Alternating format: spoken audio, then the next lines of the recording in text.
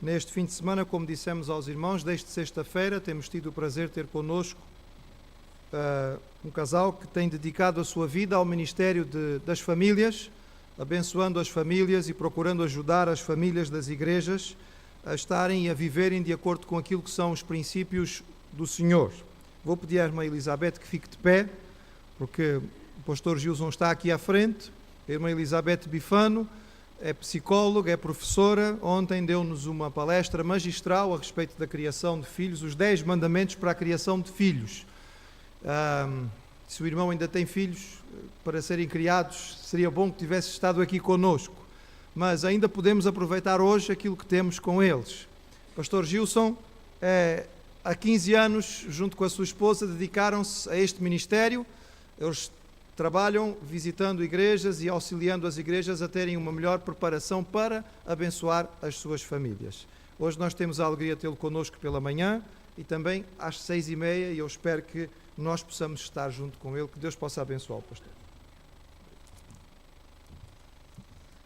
Cada vez que sou apresentado aqui em Portugal, eu fico muito preocupado, porque meu nome é Gilson Bifano, não Bifana, tá?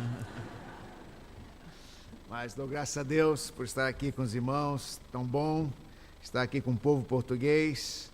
Fico feliz em estar nesta igreja.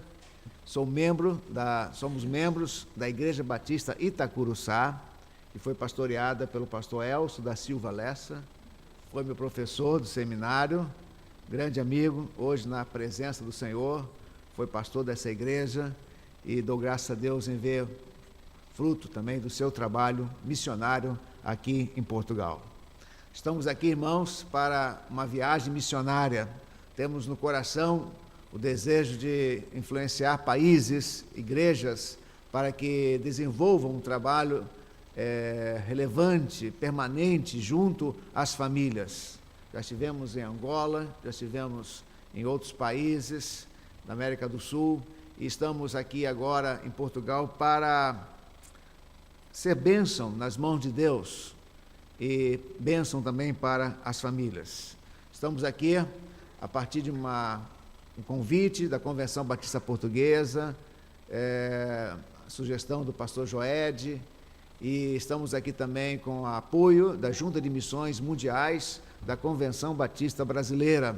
A Junta de Missões Mundiais da nossa convenção entendeu que essa viagem é muito importante para o trabalho das igrejas batistas aqui em Portugal e nos ajudou com 50% das necessidades financeira para a compra das passagens aéreas. Então, dou graças a Deus pela visão também da Convenção Batista Brasileira. Eu trago um abraço de todos os batistas brasileiros, do nosso secretário executivo, pastor Sócrates, da presidente, pastor Piragini, e também do secretário da Junta de Missões Mundiais, pastor João Marcos.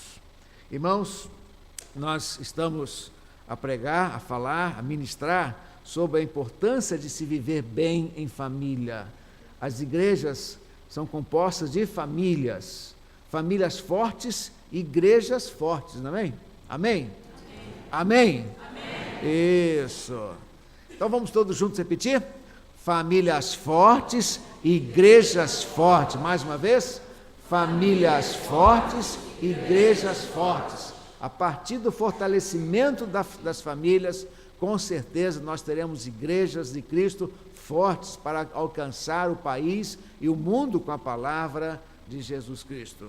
E como nós podemos construir famílias fortes, lares fortes, através de ações. Não basta ter a teoria, é preciso praticar. Então nós criamos esse instrumento que é a chamada Casinha da Família Feliz. E aqui nós temos sugestões, coisas práticas para você aplicar na sua família toda semana. Toda a semana, uma vez por semana, você vai abrir esse telhado aqui, vai tirar um papelzinho, e é uma sugestão na área de relacionamento, na comunhão com Deus, no relacionamento pais e filhos, igreja e família. Então são coisas práticas para você colocar no dia a dia da sua vida familiar, e com certeza através dessas práticas, você vai construir um casamento forte, uma família forte. Essas casinhas estão ali expostas, você poderá adquirir e com certeza vai ser uma bênção muito grande para a sua família. Nós temos uma família muito bonita, a começar pela minha esposa, a Beth, é bonita, né? Parece até uma portuguesa, né? Tem uma descendência, né? O Souza é uma coisa aqui em Portugal. Nós temos 2 filhas, a Suzane, que é casada com o pastor Elton, pastor Elton é pastor de jovens da Primeira Igreja Batista de São Paulo, e a Suzane e Elton nos deram um bebê, ou um bebé, não é? Aqui em Portugal, muito bonito, que é o Theo. Nós dizemos que é o neto mais lindo do mundo. Quantas avós aqui concordam comigo? Não viram, mas só a Beth concorda, né?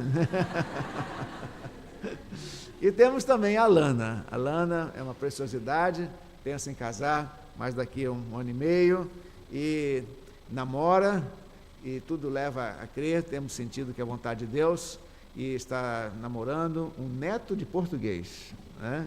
O irmão Amadeu se converteu aqui em Portugal, foi para o Brasil, e é muito bom ouvir a sua experiência de conversão aqui em Portugal, e quando ele fala da sua conversão, ele chora, ele lembra da sua terra, e é uma bênção muito grande ouvir a experiência de conversão do irmão Amadeu.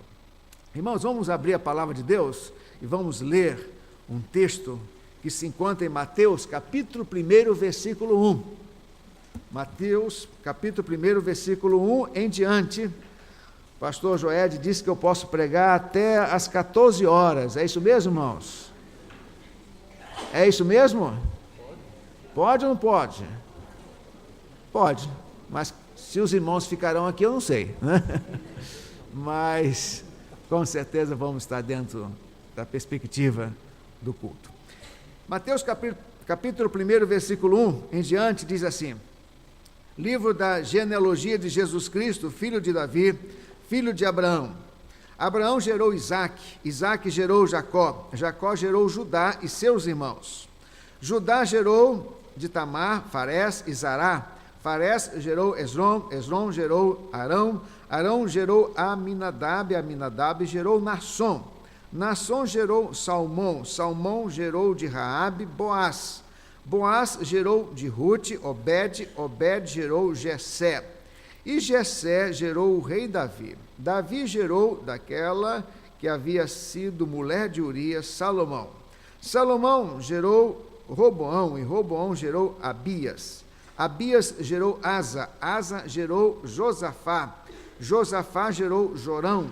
Jorão gerou Osias. Osias gerou Jotão. Jotão gerou Acás. Acás gerou Ezequias. Ezequias gerou Manassés. Manassés gerou Amon. Amon gerou Josias. Josias gerou Jeconias e seus irmãos, na época do exílio na Babilônia. Depois do exílio na Babilônia, Jeconias gerou Salatiel. Salatiel gerou Zorobabel. Zorobabel gerou Abiúde. Abiúde gerou Eliaquim. Eliaquim gerou Azor. Azor gerou Sadoc. Sadoc gerou Aquim. Aquim gerou Eliúde. Eliúde gerou Eleazar. Eleazar gerou Matã. Matã gerou Jacó. Jacó gerou José, marido de Maria, da qual nasceu Jesus, chamado Cristo. Assim, todas as gerações de Abraão até Davi foram 14. De Davi até o exílio na Babilônia, 14. E do exílio na Babilônia até o Cristo, 14. Amém? Irmãos, quero fazer uma pergunta, e estamos diante de Deus, e sempre estamos diante de Deus, de segunda a domingo. Nós não estamos diante de Deus somente quando estamos aqui no templo, mas eu quero fazer uma pergunta aos irmãos. Quantos irmãos aqui, os irmãos sejam sinceros, hein?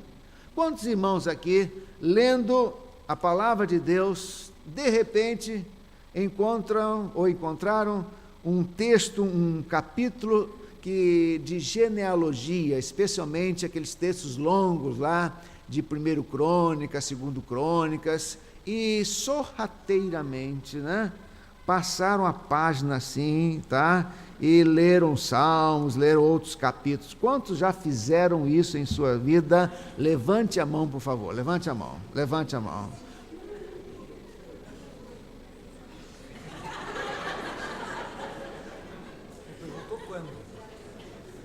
pastor Joed. Missionário, filho de pastor, pastor da... Irmão, já fez isso, irmão Joed? Ele ficou até vermelho.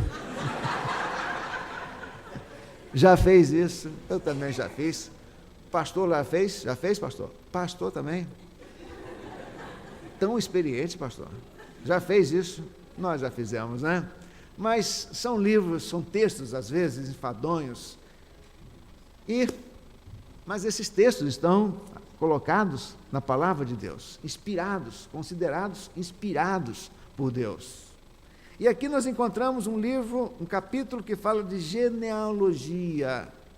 Genealogia, irmãos, é a história de uma família, é a história da família. Todos nós temos os nossos antepassados, temos, ou deveríamos ter, ou você pode procurar fazer a sua árvore genealógica para conhecer os seus pais, os avós, os seus antepassados. Eu gosto muito de trabalhar com famílias e há algum tempo eu já fiz a minha genealogia, especialmente por parte dos bifanos, que são descendentes da Itália, e já fui até a 6ª geração anterior. Então, irmãos, aqui nós encontramos genealogia de Jesus. No Novo Testamento nós encontramos 2 textos de genealogia de Jesus. O texto escrito por Mateus e o texto escrito por Lucas. Mateus escreveu a sua genealogia de forma descendente. Começa lá de Abraão e vai até Jesus Cristo. Mateus escreveu a sua genealogia para mostrar que Jesus é da linhagem de Abraão, que Jesus é da linhagem de Davi. Lucas escreveu a sua genealogia, que é maior do que a de Lucas, de uma forma contrária, de uma forma ascendente. Começa de Jesus e vai até Adão. E o objetivo de Lucas é mostrar que Jesus é o segundo Adão. Então, irmãos, aqui nós encontramos um pouco da história da família de Jesus. Jesus é da tribo de Judá. E aqui, irmãos, nós encontramos algumas coisas interessantes. É interessante, antes de pararmos um pouco e pensarmos em 4 lições que podemos extrair desse texto, é interessante perceber que como a Bíblia valoriza a família. Em Gênesis capítulo 1, nós encontramos a certidão de nascimento da família, a certidão de nascimento do casamento. O casamento começou no coração de Deus, criando homem e mulher. Esse é o plano de Deus, o design de Deus para o casamento, sempre heterossexual, homem e mulher. O último verso do Velho Testamento fala de família, fala de relacionamento pais e filhos. Basta você voltar 1 ou 2 folhas e você vai perceber que o último versículo do Velho Testamento fala de um relacionamento harmonioso entre pais e filhos. E o coração dos filhos, o coração dos pais aos filhos e o coração dos filhos aos pais, para que não venha e fira a terra com maldição. A importância do coração do pai está voltado para o coração do filho, o coração do filho está voltado para o coração do pai. Isso mostra, irmãos, a importância, o desejo de Deus é que haja harmonia na família, harmonia entre pais e filhos. Há alguém aqui com relacionamento quebrado, rompido com seu filho? Há alguém aqui com um relacionamento quebrado, rompido com seu pai? Refaça isso. Porque Deus quer abençoar a família a partir da harmonia nos relacionamentos. Mateus começa falando de família. O último capítulo da Bíblia, lá no Apocalipse, fala de um casamento que vai haver entre Cristo e a igreja. João se apropria então de uma mensagem, uma imagem de família e fala sobre esse casamento. Irmãos, aqui nós encontramos nesse texto, eu quero compartilhar 4 lições. A primeira lição é que não há famílias perfeitas. A minha família, mesmo trabalhando com famílias, não é perfeita. A família pastoral, a família do pastor Joed, Ida, a irmã Rebeca, o Gabriel, não é uma família perfeita. A família dos diáconos, as famílias dos diáconos não são perfeitas. A nossa família, irmãos, não é perfeita. E aqui nós encontramos o primeiro passo para viver em harmonia na família. Qual o primeiro passo? Não esperar perfeição dos membros da sua família. Aqui na família de Jesus nós encontramos histórias terríveis, irmãos. Histórias de pessoas que tinham as suas vidas envolvidas com tantas coisas tristes. Por exemplo, na família de Jesus há o nome de uma prostituta, Raabe. Na família de Jesus há o nome de um adúltero, Davi. Na família de Jesus há o nome de uma pessoa que mentiu, Abraão, Jacó. Na família de Jesus há o nome de uma pessoa injusta quando exerceu o poder. Nós encontramos aqui, irmãos, o nome de Roboão. Na família de Jesus há a história de homens e de mulheres que fizeram tantas coisas erradas aos olhos de Deus. Mas o que é interessante, irmãos, é que Deus, apesar dessas dificuldades, Deus usou Abraão, Deus usou Davi, Deus usou Jacó, Deus usou Salomão para cumprir, para realizar o seu plano redentivo. Amém, irmãos? Deus perdoou essas pessoas. Deus transformou essas pessoas. Jacó teve um encontro com Deus no vale de Jaboque. Davi escreveu o Salmo 51.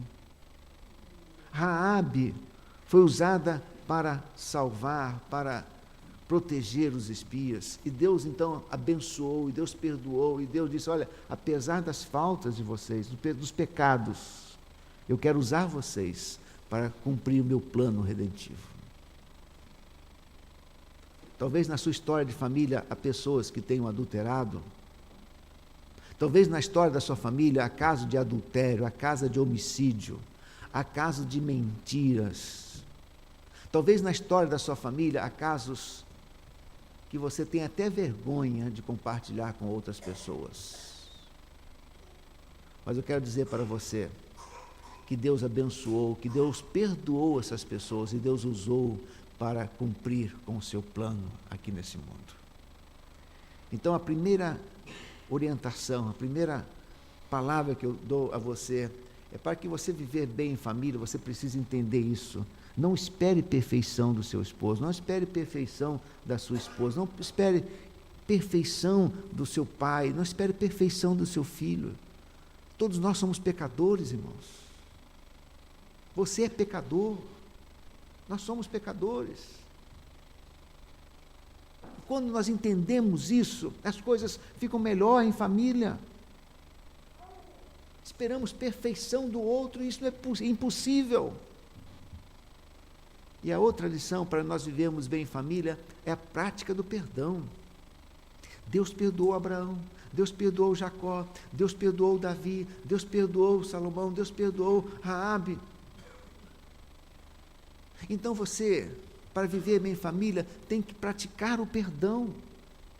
Perdoe. Desmond Tutu, bispo anglicano da África do Sul, disse, naquele momento crítico do país africano, ele disse, sem perdão não há futuro. Sem perdão não há futuro. Não há futuro para o seu casamento se você não perdoar a sua esposa. Não há perdão para o relacionamento com os seus filhos se você não perdoar o seu filho adolescente, o seu filho que muitas vezes lhe causa aborrecimento. Perdoe. Perdoe o seu pai que abandonou você no momento difícil da sua vida. Perdoe o seu filho. Perdoe alguém que tenha machucado, ferido o seu coração. Mesmo que essa pessoa já tenha morrido, perdoe, libere o perdão. Porque o perdão faz mal ao nosso próprio coração, irmãos. Torna a vida mais pesada, mais difícil de ser vivida. Libere o perdão, libere esse fardo, para que você possa experimentar o futuro que Deus tem para a sua vida em família. Essa é a primeira lição. Não há famílias perfeitas. A segunda lição, irmãos, nós encontramos na história de vidas de homens aqui, por exemplo, versículo 11, Josias gerou Jeconias e seus irmãos.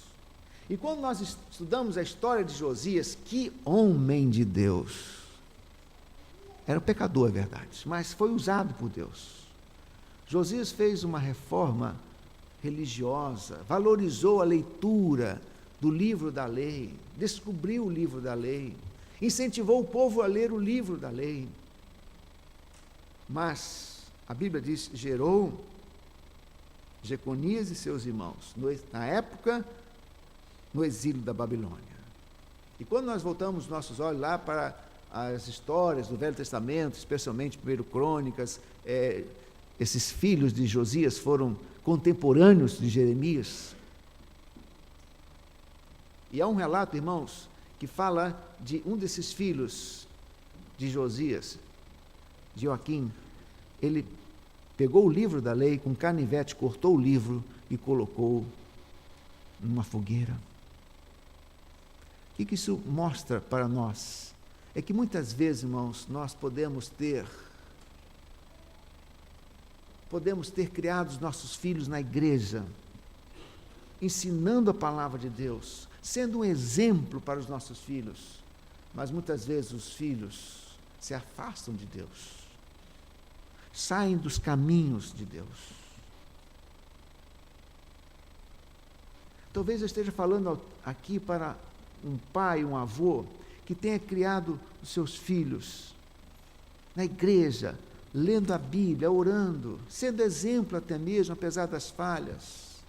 Mas esses filhos hoje estão afastados da igreja, estão afastados do Evangelho, estão distantes de Deus. Talvez você seja um Josias, e seu filho um Jeconias, um Joaquim, por exemplo, rebelde em relação às coisas de Deus.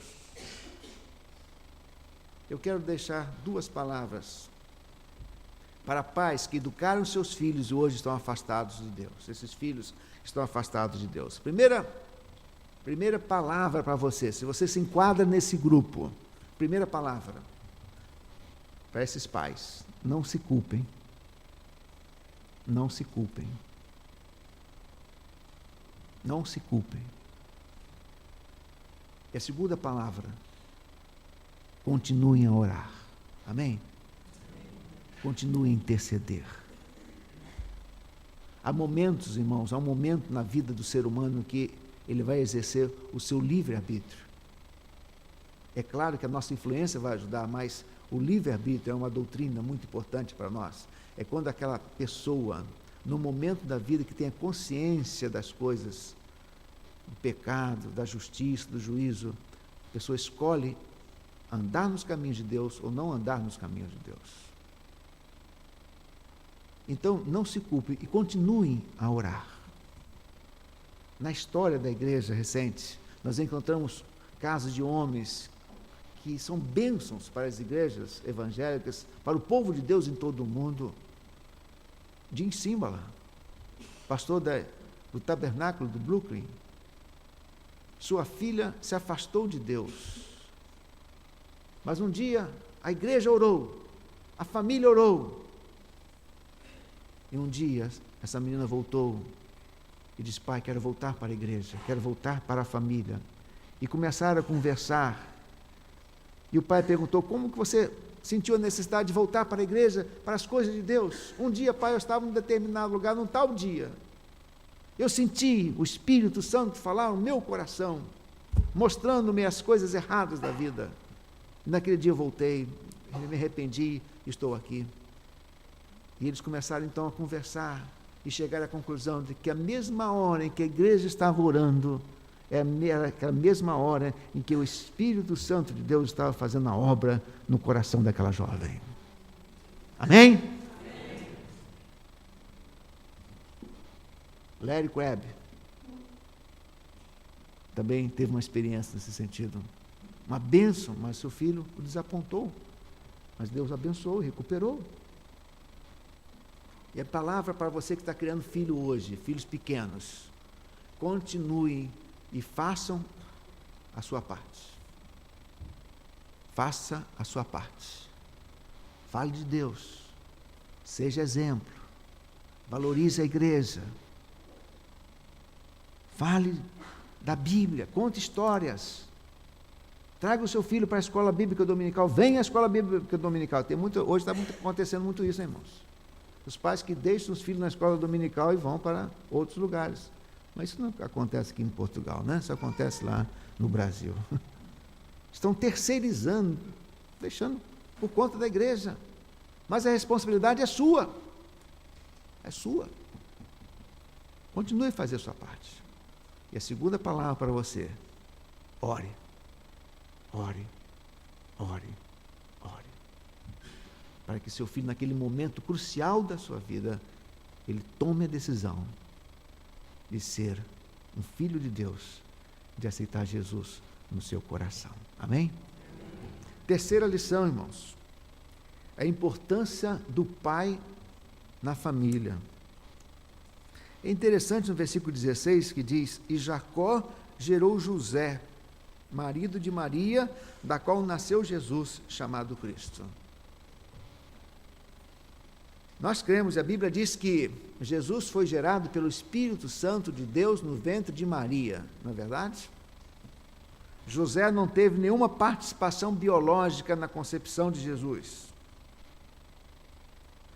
Mas é interessante, irmãos, observar que Mateus cita o nome de José. Por quê? Se José não teve nenhuma concepção, nenhuma participação na concepção biológica de Jesus. Eu tenho a minha teoria, irmãos. Eu creio que Deus, ao inspirar o Espírito Santo, inspirar Mateus a colocar o nome de José aqui, eu creio que foi para honrar esse homem. E agora a minha palavra é dirigida a todos os homens aqui presentes. Seja um José na sua família. Irmãos, quantas vezes nós já ouvimos uma mensagem sobre José? Poucas vezes. José é esquecido, assim como Maria foi esquecida pelas igrejas protestantes. José e Maria. José, coitado, ele só aparece na época de Natal, né? Ele aparece num canto e sai no outro canto, não fala nada, entra mudo e sai calado. Esquecemos de José. Mas que homem! Leia a Bíblia, os Evangelhos, na perspectiva de José, e veja o caráter de José. Logo ao saber que Maria estava grávida, o caráter. Não quis difamar Maria, mas disse: eu não tenho nenhuma participação disso, mas sem difamá-la. Caráter. Depois ele ouviu a voz do anjo, a voz de Deus. Homem sensível à voz de Deus. Você, homem, é um homem de caráter? A minha palavra agora é para os homens. As irmãs estejam orando, irmãos. As irmãs orem agora, tá? Pode orar de olhos abertos. Mas a palavra é para os homens. Você é um homem de caráter? Caráter é aquilo que Deus vê e os homens não veem. Você pode ter boa reputação, que os homens veem, mas caráter é aquilo que Deus vê. Você tem sido sensível à voz de Deus? José então começou a liderar os passos de Maria. Leva Maria para lá, leva Maria para cá, protegendo. Você precisa ser o líder.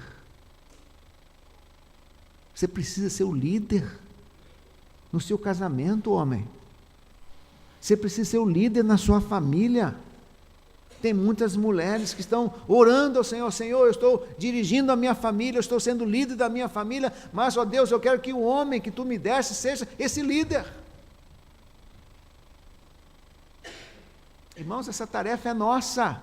Tem um livro chamado O Silêncio de Adão, que fala justamente sobre isso. Você precisa assumir a liderança em amor, na sua família, no seu casamento. Você não pode se omitir, homem. Seja o líder. O que nós estamos vivendo hoje, irmãos, é uma inversão de papéis. E a Bíblia diz que o homem é o líder. Seja como José, lidere, proteja a sua esposa, seja um protetor da sua família, proteja. Homens como José participam da vida dos filhos. É interessante ler aqueles textos que as pessoas, quando viam Jesus, diziam: não é este o filho do carpinteiro? Por quê? Porque viam sempre Jesus e José, José e Jesus. Havia relacionamento entre pai e filho. Você precisa participar da vida dos seus filhos, homens. Vocês precisam fazer isso. Estamos vivendo, ou estamos a viver, como diz os irmãos, estamos a viver dias que os homens se preocupam tão somente com o trabalho, que também é importante. José era um homem trabalhador, um carpinteiro, seja um homem trabalhador. Deus vai sustentar a sua família através do seu trabalho. Irmãos, eu tenho ouvido muito isso aqui em Portugal. Eu estou vendo crise, mas Deus sustentou Maria, os filhos, com o trabalho de José. Creia nisso. Quero dar uma palavra aos irmãos. Deus é superior à crise de um país, irmãos. Irmãos, eu estava vendo ontem um debate de 2 comentaristas portugueses. Eu quero fazer uma digressão aqui, falando da economia em Portugal, da Europa. Eu sei que os irmãos estão preocupados, mas eu me lembro, irmãos, em 1998 eu saí do Colégio Batista, fui demitido por declínio do número de alunos. E naqueles dias o Brasil experimentou uma crise cambial. O índice de desemprego estava em 20%, irmãos. E eu vi a CBN, uma rádio do Brasil, o comentarista dizendo: quem está desempregado hoje no Brasil, pode se preocupar. Vai ter muitas dificuldades financeiras. Eu desliguei o rádio, irmãos, me ajoelhei sozinho ali e disse: Senhor, eu não creio nisso. Eu estava começando esse ministério, eu e minha esposa começando esse ministério. Eu não creio nisso porque Tu és superior. Irmãos, Deus é superior à crise europeia. Creiam nisso, irmãos. Continue a trabalhar. Continue. Os irmãos vão, daqui a alguns anos, lembrar dessa palavra. José foi um homem trabalhador. José foi um homem que participava da vida do seu filho. Eu quero terminar esse ponto dizendo o seguinte, irmãos. Você é homem, participe da vida dos seus filhos. Brinque com seus filhos. Orem com seus filhos. É interessante, irmãos, José e Maria, todos os anos, iam a Jerusalém para a festa da Páscoa. Homem, parceiro da esposa na educação religiosa dos seus filhos. Você precisa assumir essa responsabilidade também na sua casa. Não delegue isso para a sua esposa. Seja parceiro da sua esposa na educação religiosa dos seus filhos. Não meçam esforços. José e Maria andavam quilômetros até chegarem a Jerusalém. Irmãos, nós homens não temos a dimensão da importância que temos na vida das meninas, das miúdas e dos miúdos que Deus nos deu. Participe. Seja homem. Seja um José na sua família. E eu acho que foi por isso que Deus disse, Mateus, coloque aí o nome de José. E a Bíblia diz, irmãos, no versículo 17, que assim todas as gerações de Abraão até Davi foram 14. De Davi até o exílio na Babilônia, 14. E do exílio na Babilônia até o Cristo, 14. Aqui, irmãos, nós encontramos o fim Jesus não gerou ninguém do ponto de vista biológico. Aqui termina a genealogia de Jesus. Mas Jesus começou a formar, em Jesus, começou a se formar uma nova família. Que família é essa, irmãos? A família de Deus. A família de Deus. A Bíblia diz, Paulo diz algumas vezes, eu gerei nas minhas prisões. Eu gerei em Cristo nas minhas prisões. Falando de homens que ele tinha ganho para Jesus nas suas prisões. Irmãos, em Jesus nós fazemos parte dessa grande família. A família de Deus. Essa família hoje está espalhada todo mundo, em várias línguas, em várias etnias. Essa família hoje, outra verdade sobre essa família, é que essa família está separada. Parte dessa família já está em casa, na oikos de Deus, na casa de Deus. Aqueles antepassados nossos que morreram em Cristo, já estão na oikos, irmão, já chegaram em casa. Tenho essa perspectiva, às vezes a saudade é um pouco mais forte, mas sempre lembrem-se que eles já estão em casa, irmãos. Já passaram por esse vale de dor, esse vale de Baca, conforme diz o salmista. Nós estamos ainda nesse deserto, irmãos. Nós estamos ainda em tendas.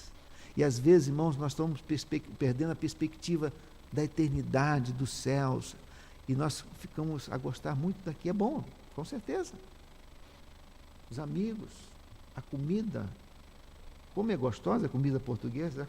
Eu acho que eu já comi bacalhau. É prazeroso. O casamento, a família. Mas, irmãos, nós estamos aqui de passagem. Nossa casa é nos céus. Na oikos de Deus. Nas moradas de Deus. E um dia, todos nós, ou seremos arrebatados, ou nos uniremos no juízo final, quando Cristo voltar. Vai haver então a união dessas duas partes. Seremos uma só família, num só lugar, adorando o Pai, o primogênito que é Jesus, e com os irmãos. Amém? Eu quero fazer algumas perguntas a você. Paulo diz, eu gerei em minhas prisões. Quero fazer uma pergunta a você. Quantas pessoas você já gerou em Cristo Jesus?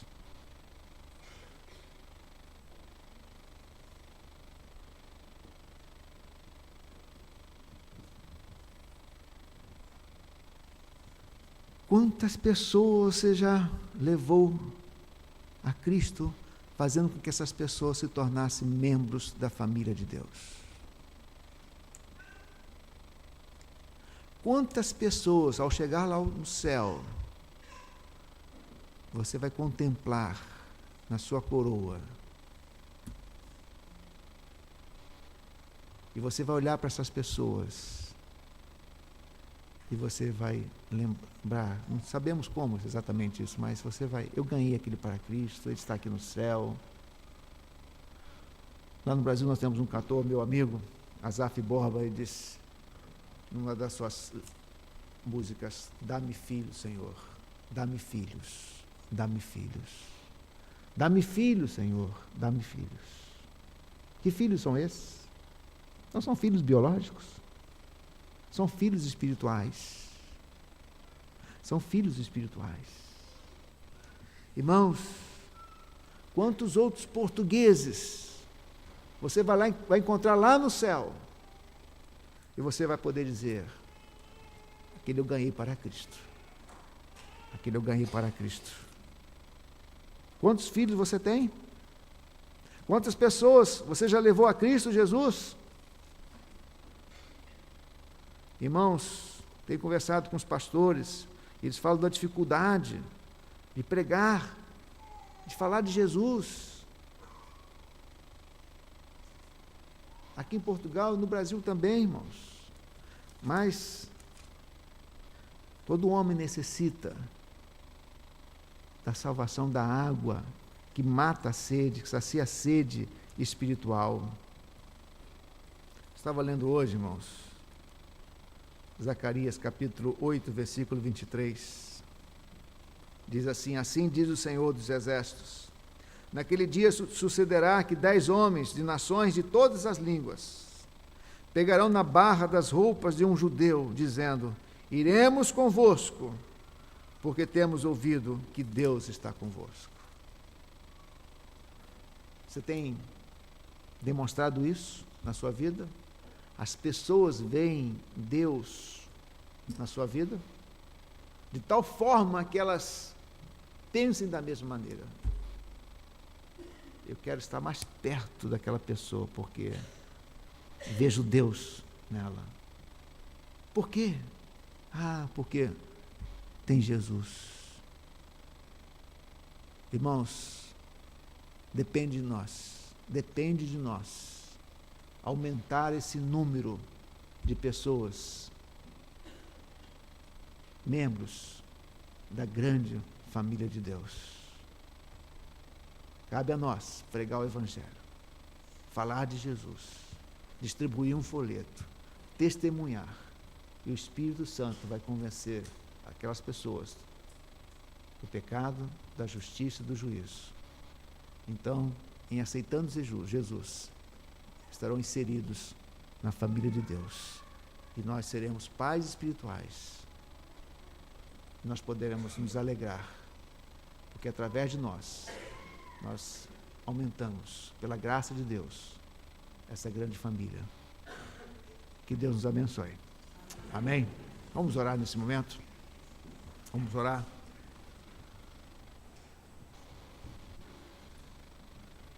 Você precisa perdoar alguém na sua família?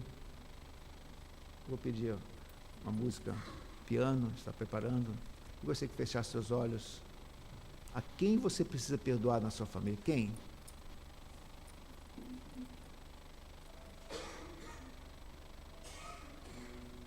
Não espere perfeição. Perdoe. Perdoe.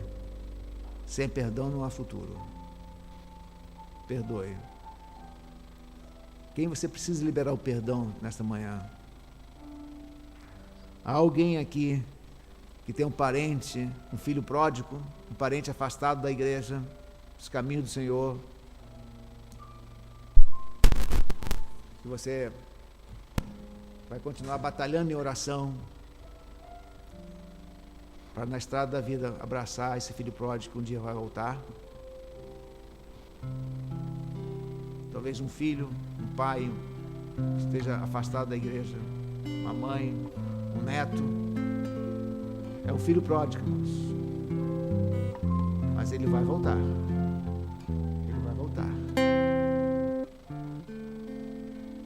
Você quer ser um José na sua família? Uma palavra aos jovens aqui. Jovens, presta atenção. José soube esperar. Só teve relações sexuais com Maria depois da autorização de Deus, no nascimento de Jesus. Deus quer jovens que saibam esperar, sejam puros sexualmente, jovens, homens e mulheres, moços e moças. Pureza. Saiba se guardar para o casamento. Você quer ser um José nesse sentido? Quer ser um José no seu casamento, um José na sua família?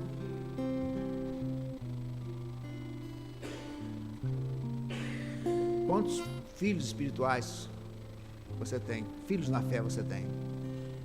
Mas a partir de hoje você vai pedir a bênção de Deus. Deus, eu quero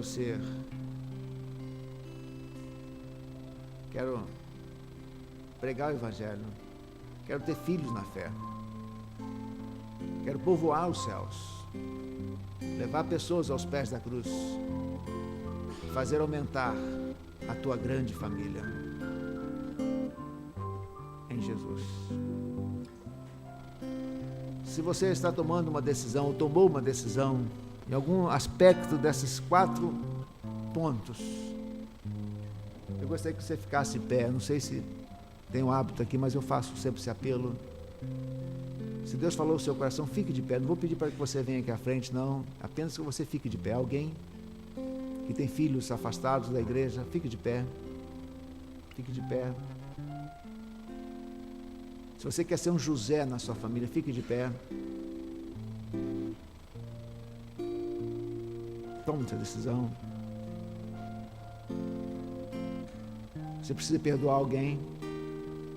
Deixe o perdão hoje aqui, nesse templo, e sai por aquela porta leve, aliviado.